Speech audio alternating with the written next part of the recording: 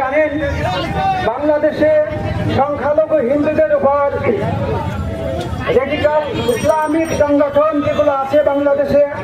Unit সরকার তার প্রধান হয়েছেন। ইউনিট সরকারের নেতৃত্বে বাংলাদেশের সংখ্যালঘু হিন্দু খ্রিস্টান বৌদ্ধ এদের উপর অত্যাচার করছে এবং এই অত্যাচারের মধ্যে দিয়ে আমাদের ইস্কনের ভক্ত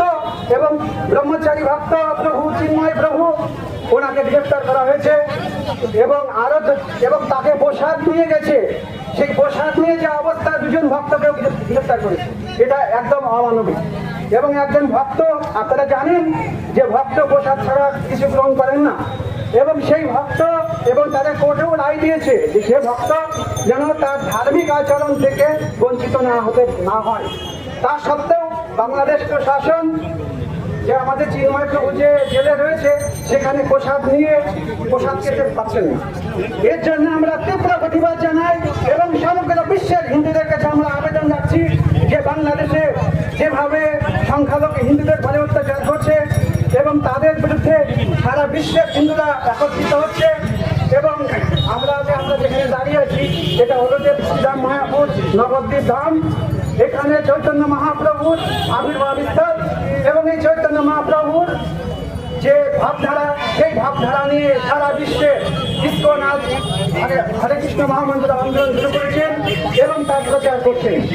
দানা অনেকভাবে ঘটছে, এখানেও হিন্দুদের পরে ধর্মীয় মঠ মন্দিরে আক্রমণ করা হচ্ছে এবং পূজার সময় তাদের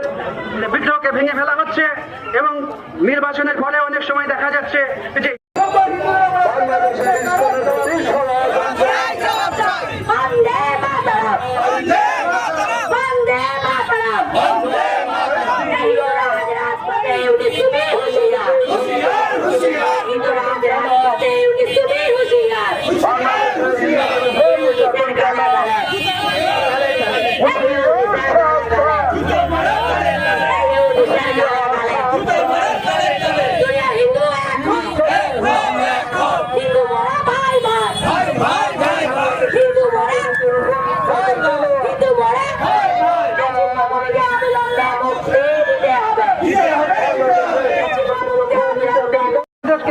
আমরা ঐক্যবদ্ধ হতে বলছি এবং এই ইসলামিক যে